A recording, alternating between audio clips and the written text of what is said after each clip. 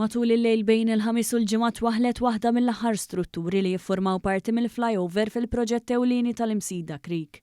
F'inqas minn 10 xhur mindu bdew ix-xogħlijiet.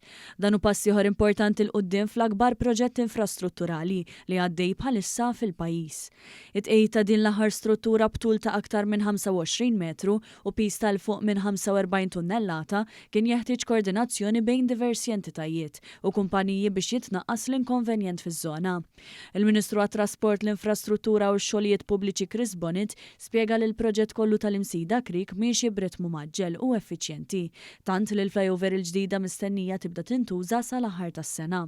Tanna li dan il-proġett jirrappreżenta mhux biss titjib sostanzjali fil-konnettività, iżda se joffri spazji pubbliċi ġodda fil-qalba tal-lokalità, filwaqt li jindirizza l-problema tal-arar. Proġett li qed jolqot it-targets kollha, jiġifieri qegħdin fażi tajba ħafna tax-xogħol u t-target li għandna bis l-aħħar tas-sena dan il-flyover jinfetaħ traffiku għat-trasport ikun jista' jinfetaħ ukoll.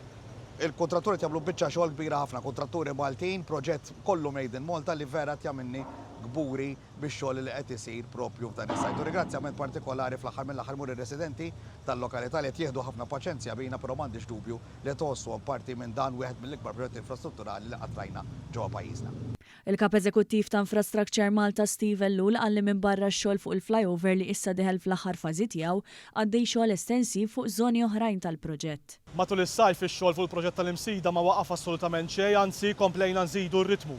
Fil-fatt illum issa qegħdin naraw l-installazzjoni ta' rampa ġdida fuq il-flyover waqt li għaddej xogħol qawwi fuq il-kumplament tas-sit u fil-fatt ir-riżultati qegħdin hawnhekk jidhru għal kulħadd. Fil-ġimgħat li ġejjin se nkomplu nżidu aktar installazzjonijiet. Għal-fażi li jmiss triq Mikel Anton Vassalli jiġifieri l-karreġġjata fid-direzzjoni lejn Birkirkara se tkun magħluqa temporanjament nhar it-tnejn li ġej bejn it-8 ta' filgħaxija u l-5 ta' filgħodu. Dan l-għeluq temporanju hu neċessarju biex titwassal b'mod sigur l-istruttura li jmiss fuq is-sit tax-xogħol u bekk is-sewwieqa huma mħeġġa jużaw rotot alternattivi filwaqt li jsegwu d-direzzjoni tal-Uffiċjali tat-Transport Malta li se jkunu fuq il-post biex jiggarantixxu s-sigurtà u l-immaniġġjar tat traffiku.